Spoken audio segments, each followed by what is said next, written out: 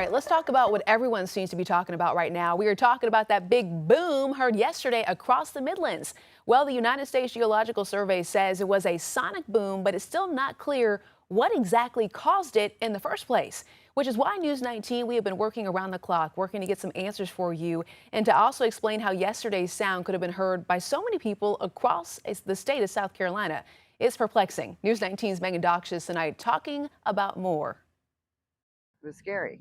I jumped up from the couch and said, what was that? I mean, it sounded that loud, and the house kind of shook. I heard it and the house kind of shook. It was loud. It sounded like a crash, but I didn't know it was something that, I don't know, people heard it all the way in Camden too. So that's when I was like, okay, it probably wasn't something that just sounded in Columbia. We thought somebody hit the side of the building.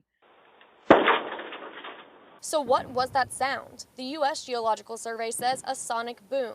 Dr. Erin Butel, who works in the Department of Geology and Environmental Geoscience at the College of Charleston, says barometers went really high measuring pressure when the sonic boom came through, but earthquake seismometers did not record side-to-side shaking. She says a sonic boom is created when something is traveling through the air extremely fast. And as it does so, just like a boat through water, it is displacing air.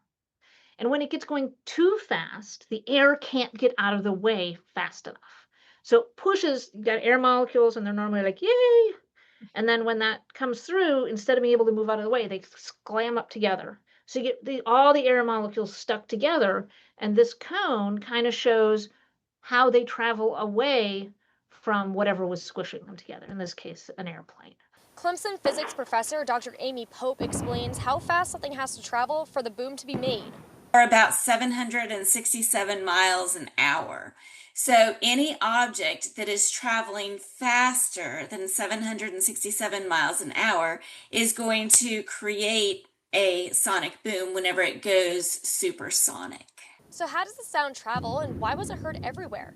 Dr. B says the higher up the object breaking the sound barrier is, the more people that will hear it.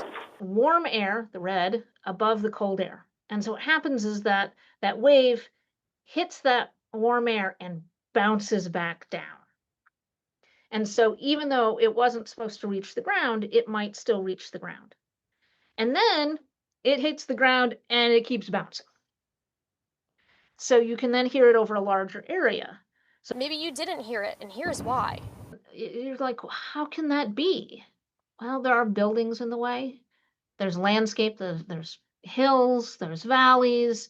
So depending on how the sound wave was bouncing in that area, there are people that may not hear it. And somebody, less than a quarter mile away is like, how could you not have heard that? Because, it's kind of like a bouncing rubber ball. It can miss stuff. And you might have also felt the boom yourself or a shake of your house, but if it wasn't an earthquake, why was there movement? Dr. B explains. Compressed air moving rapidly. So, of course, you will feel it. I mean, just like you would feel like if you caught a blast coming out of an air compressor, right? You'd feel that. But because it's so large, you don't feel it like as individual, like when it blows your hair back. You're going to feel it as literally kind of squeezing your insides, pushing on you.